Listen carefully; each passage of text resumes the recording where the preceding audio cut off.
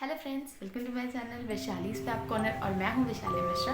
जैसा कि हम सब जानते हैं कि हमने फटाफट से सारी चीज़ें समझ करके और अच्छे से एक्सप्लेन मैंने करी, आपने अच्छे से समझा और हमारा प्रोज पूरा कंप्लीट हो चुका है। एक एक चैप्टर हमने अच्छे से समझ चुके हैं। अब इसके बाद आती है बारी पोएट्री सेक्शन की। तो उसमें 9 to 10 पोएम्स हैं, जो कि फर्स्ट पोएम है मर्सी। तो उसके बारे में हम आज देखेंगे और फटाफट से ये पोर्शन को भी कंप्लीट कर लेंगे, ताकि जब इस लास्ट में सिर्फ हमें रिवीजन करने के लिए रह जाएगा और हम प्रिपेयर होंगे एग्जाम के लिए कि भाई चलो कुछ भी पूछ लो हमसे, we are prepared for that. तो यही हमें करना है। इसलिए क्या करना है, बस उसके लिए प्रिपरेशन अभी से करनी है, हमें अच्छे से सारी चीज़ें समझनी है। इसलिए एग्ज़ाम में ना वो रहेगा लास्ट मोमेंट पे जो वो बहुत ज़्यादा हौच पौच हो जाता है, हम बहुत ज़्यादा नर्वस हो जाते हैं, वो चीज़ नहीं होंगी और हम रिलैक्सड होकर के अपना पूरा एग्ज़ाम देंगे। तो आज मैं मर्सी पढ़ाने वाली हूँ। पोएम है मर्सी, ये लिखी है विलियम शेक्सपियर ने और इसका मतलब इट इज़ अ सोनेट। ये बताया गया है ये एक सोनेट है। मतलब सोनेट क्या होता है, 14 लाइन की जो पोएम होती है, तो ये वो है। और इसे मर्चेंट ऑफ वेनिस ड्रामा है, आप लोग को पता होगा, तो उसमें से लिया गया है। ये 14 लाइन्स जो हैं वहाँ से ली गई हैं, क्योंकि वहाँ पर क्या है मैं पहले समझा दे रही हूँ, उसके बाद एक्सप्लेन करूँगी तो और अच्छे से आपको समझ में आ जाएगा। वहाँ पर क्या है, एक एग्रीमेंट हुआ होता है एंटोनियो और शाइलॉक के बीच में बसानियो को लेकर के। बसानियो जो था वो मेन कैरेक्टर था, हीरो था इस पूरे ड्रामा का, और Portia was the heroine of the drama. और जो एंटोनियो था वो एक बिजनेसमैन था और फ्रेंड था बेसानियो का, और शाइलॉक जो था वो विलन था। तो ये हो गया हमारा कैरेक्टर, से मैंने इंट्रोड्यूस करा दिया आप लोग को। अब हम आगे देख लेते हैं कि ये बेसिकली किस चीज़ पे है। वो जब तक नहीं समझ में आएगा तब तक पोएट्री पोएम जो भी है वो समझ में नहीं आएगी। तो वहाँ पर क्या हुआ था, उन्होंने बहुत पहले जब बेसानियो को दूसरी कंट्री जाना था, पोर्शिया के पास जाना था, तो उसने कुछ पैसे उधार लिए थे। तो उसने मांगा था एंटोनियो से, लेकिन एंटोनियो का पूरा पैसा उसके बिजनेस में लगा हुआ था, जो कि उसकी शिप्स थी, शिप्स पे था। तो उसने बोला कि मेरी शिप्स अभी कुछ दिन में तो आ ही जाएंगी, ठीक है चलते हैं। शाइलॉक पैसे लेंड करता है, मैं उससे ले लेता हूँ। तो उनके बीच कुछ एग्रीमेंट हुआ था, जो कि था शायद से अगर नहीं देगा, वो पैसे टाइमली नहीं चुका पाता है, तो उसको अपनी बॉडी से फ्लैश देना पड़ेगा। तो एंटोनियो के लिए बोला था, और वो राइवल्स थे इसलिए, क्योंकि वो जब पैसे लेंड करता था, उधार देता था लोगों को, तो वो बहुत ज़्यादा इंटरेस्ट के साथ देता था। और वहीं पर एंटोनियो भी लोगों को पैसे देता था, लेकिन उस पर इंटरेस्ट रेट बहुत कम या फिर फ्री, कोई भी इंटरेस्ट नहीं लेता था। इस वजह से शाइलॉक का बिजनेस चल नहीं पा रहा था अच्छे से। इस वजह से वो क्या था, बिजनेस राइवल्स थे दोनों। तो अब क्या था, वही बात कोर्ट में आ चुकी थी। वो पैसे नहीं चुका पाया था टाइमली, क्योंकि उसका बिजनेस जो भी थे शिप्स वगैरह, वो सारा बिजनेस उसका ख़त्म सा हो गया था, बहुत ज़्यादा उसको लॉस हुआ था, तो पैसे नहीं चुका पाया। तो अब एंड वो शाइलॉक जो था बिल्कुल रिजिड था अपनी बात पे कि नहीं मुझे, अब वो मान ही नहीं रहा था, कहता मुझे फ्लैश चाहिए तो चाहिए, ठीक है। तो इस वजह से अब पोर्शिया आई है एंटोनियो के लिए कोर्ट में। अब वो शाइलॉक को समझा रही है कि मर्सी जो है वो सबसे ज़्यादा महान चीज़ है और उसे सबके अंदर होनी चाहिए। तो मर्सी की जो क्वालिटी है वो चीज़ शाइलॉक को समझा रही है। तो देखते हैं आगे पोएम। जैसे कि हम पढ़ते आए हैं, लाइन बाय लाइन मतलब समझेंगे पैरास के थ्रू। बिना वेस्ट करे आपका टाइम, स्टार्ट करते हैं अपना वीडियो।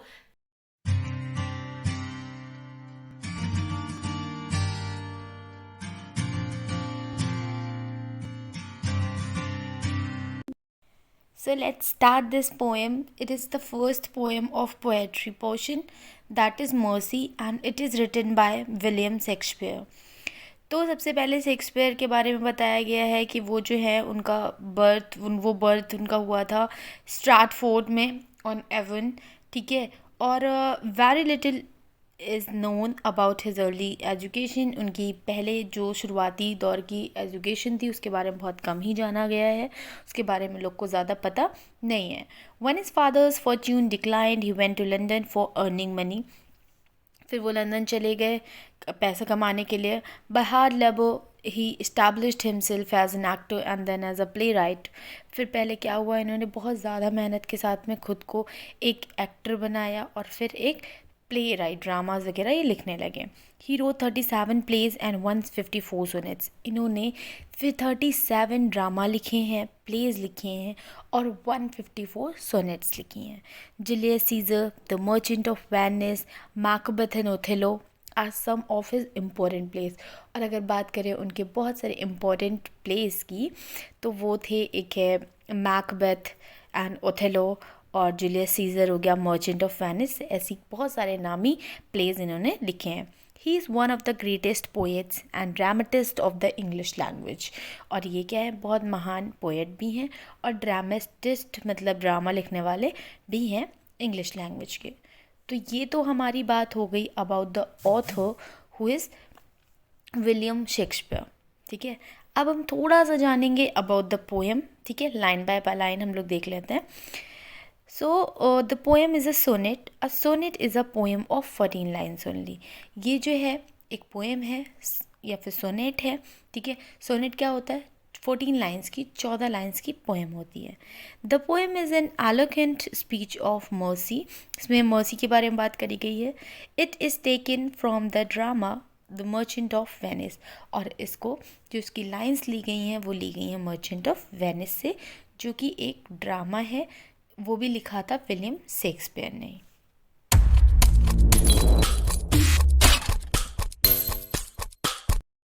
इसे स्टार्ट करने से पहले मैं बता दे रही हूँ आपको कि जब स्टार्टिंग में मैंने ये चीज़ बोली थी कि ये जो 14 लाइन्स है ये ली गई हैं मर्चेंट ऑफ वेनिस से.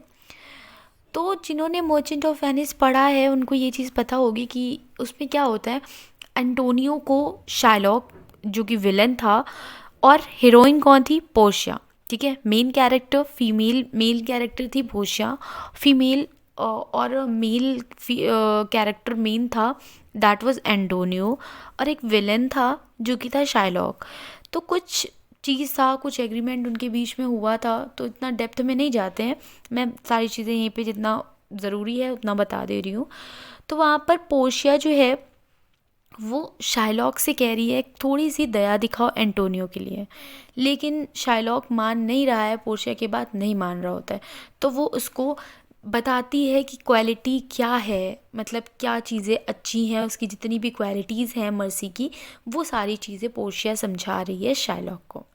उसी पर ये पोएम बेस्ड है. तो फर्स्ट हम 4 लाइन्स ले लेते हैं, वो समझ लेंगे, फिर आगे बढ़ते हैं. The quality of mercy is not strength. It droppeth as the gentle rain from heaven. Upon the place beneath it is twice blessed. It blessed him that gives and him that takes.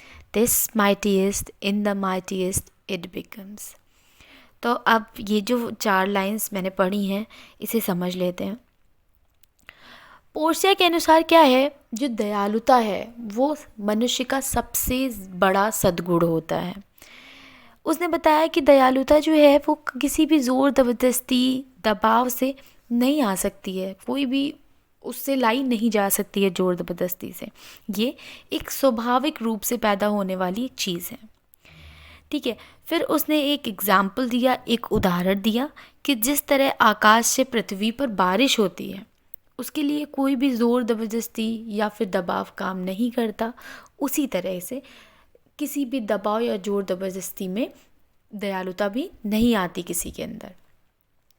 फिर उसने बताया कि जो दयालुता दिखाता है उसे और जिसे दयालुता प्राप्त होती है, दोनों को ही बहुत खुशी मिलती है. जिसे दयालुता प्राप्त होती है वो बहुत ही भाग्यशाली होता है.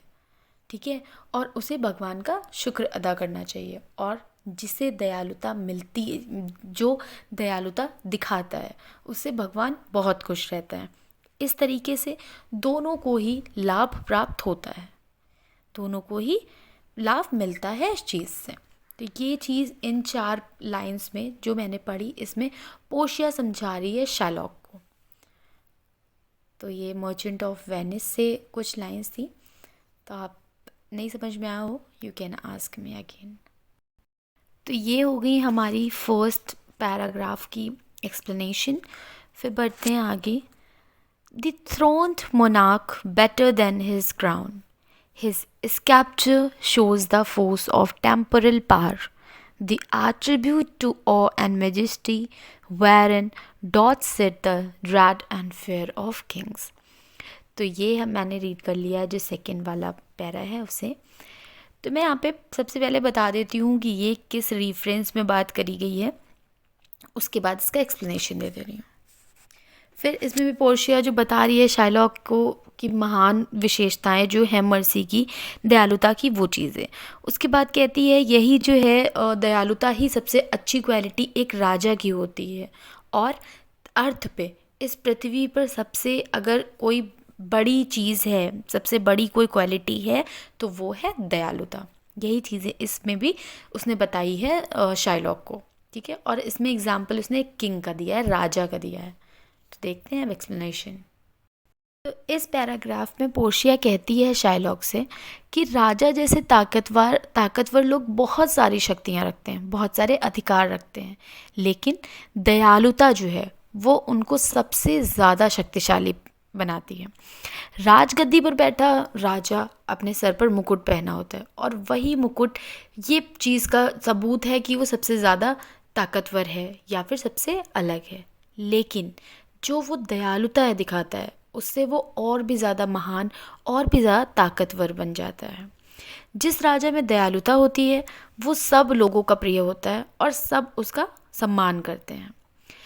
और जो राजा जिसके अंदर इस चीज़ का अहम होता है कि उसके पास बहुत सारे अधिकार हैं, बहुत ज़्यादा वो ताकतवर है, और वो उसके अंदर दयालुता के गुण नहीं होता है, तो उससे क्या होता है, सिर्फ सब डरते हैं, कोई भी उसका सम्मान नहीं करता है।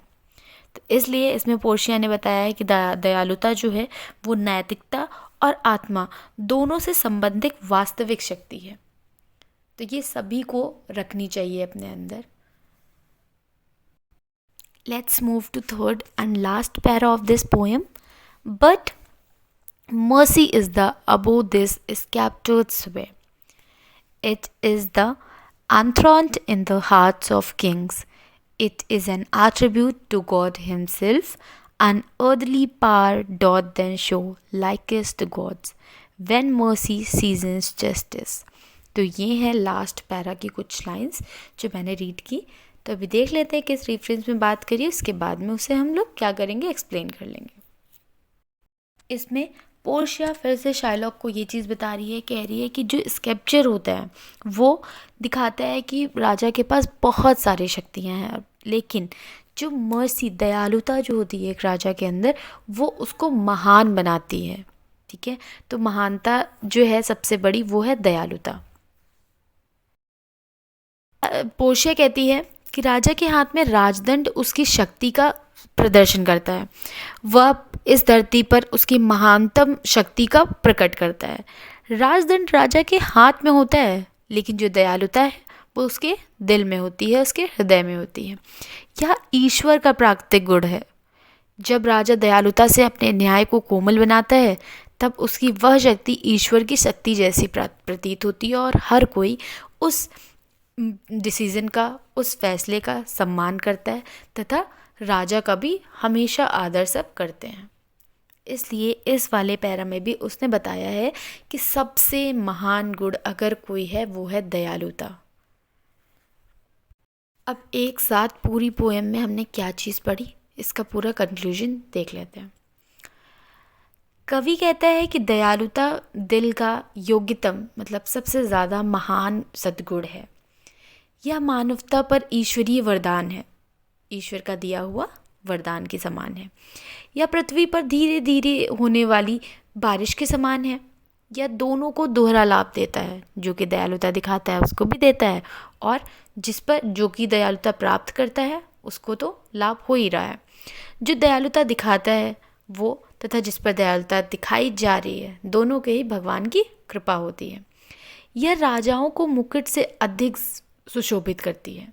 जब एक व्यक्ति दयालुतापूर्ण न्याय करता है तो उसकी शक्ति ईश्वर की शक्ति के समान हो जाती है, और उसका फैसला ईश्वर के किए गए फैसले की तरह आदरणीय होता है। तो बस यही चीज़ बताई है यहाँ पे कवि ने, और ये लाइंस जो हैं ली गई हैं मर्चेंट ऑफ वेनिस में, जहाँ पर यही चीज़ें मर्सी, दयालुता की क्या क्या विशेषताएं हैं वो समझा रही है पोर्शिया एंटोनियो को। सॉरी शाइलॉक को। तो बस यही थी हमारी पूरी पोएम जिसे हमने अच्छे से समझा है। पोएम थी, काफ़ी अच्छी पोएम थी विलियम शेक्सपियर की, और इनका कलेक्शन वैसे भी काफ़ी अच्छा होता है, ठीक है। तो इनका बहुत सारे, जैसे कि जूलियस सीजर आपने देखी होगी, या फिर मर्चेंट ऑफ वेनिस, तो काफ़ी अच्छे ड्रामा लिखते, प्लेस काफ़ी अच्छे लिखते। तो ये पोएम बहुत अच्छी लगी, और आप लोग मुझे बताइएगा कमेंट सेक्शन में कि आपको कैसी लगी, प्लस आपको समझ में आया तो बहुत अच्छी बात है, नहीं आया है तो और भी अच्छी बात है, क्योंकि ये चीज़ होती है ना कि अगर एक बार नहीं समझ में आता उसको आप दोबारा समझते तो वो माइंड में बैठ जाता है कतई। तो वैसे ही है, ठीक नहीं समझ में आता है तो आपको पता है, आपको कमेंट सेक्शन में क्वेश्चन पूछना है, मैं उसे और अच्छे तरीके से एक्सप्लेन कर दूंगी, ठीक है। डाउट के साथ आगे नहीं बढ़ना है। प्लस आपको, अगर आपने सब्सक्राइब नहीं किया है अभी तक चैनल, तो आपको सब्सक्राइब करना है, लाइक करना है और शेयर भी करना है और लोगों के साथ में, क्योंकि उनके लिए हो सकता है ये वीडियो यूज़फुल हो और उनको बेनिफिट दे सके। तो बस यही चीज़ें हैं, इसके साथ में बाय बाय, एंड मैं बहुत जल्दी और वीडियोस भी लेकर के आऊँगी। तो बेल आइकन को हिट ज़रूर कर लीजिएगा, क्योंकि जैसे ही वीडियो आएगी आपके पास नोटिफिकेशन पहुँचेगी और आप उस वीडियो को देख पाएंगे और बेनिफिट ले पाएंगे।